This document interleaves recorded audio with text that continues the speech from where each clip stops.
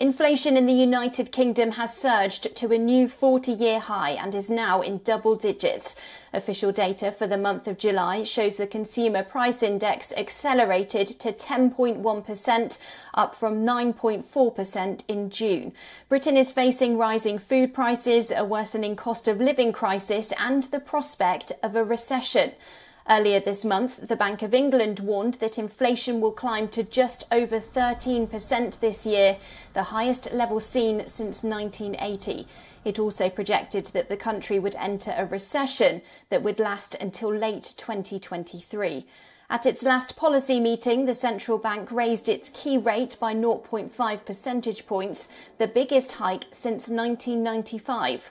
Last week, official data showed Britain's economy shrank in the second quarter.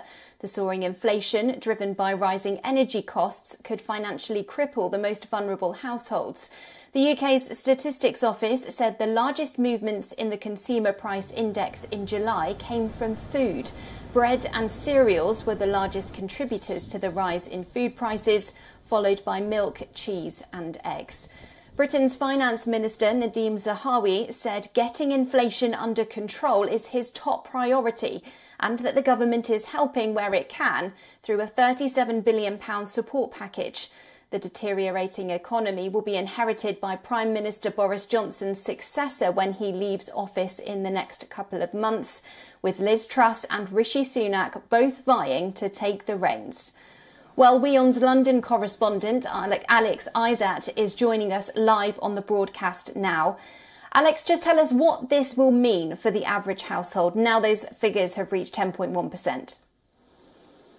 The average household is going to see their prices of fuel and food continue to rise. Now, this all started way back in 2020 when we had a lockdown here in the UK, and there was a supply-demand issue when truckers and businesses couldn't give food to the people. So then the prices started going up, and we're still seeing that huge increase now. And that's why the inflation has got to where it is. We were expecting it to come up to this percentage, like double figures, but we weren't expecting it so quickly. And it looks like that we're going to have even more problems and more price rises, especially when October hits and that energy price cap is gone. And we might see an 84% rise in all our bills.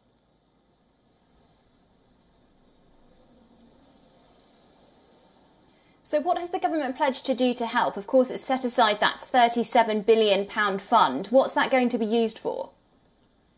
So that money is going to be to those who can't afford to live on their current wages. So that will be the low income, disability and pensioners. So that's going to be broken off into one-off payments of about £650 on mean tested benefits, £400 for the cost of energy bills and £300 to over 8 million pension households that can say they have winter fuel payments. So those who have a lower income will be able to get some of this money from £37 billion. However, those on middle incomes will still be struggling and trying to afford the rising cost of food and cost of fuels and bills.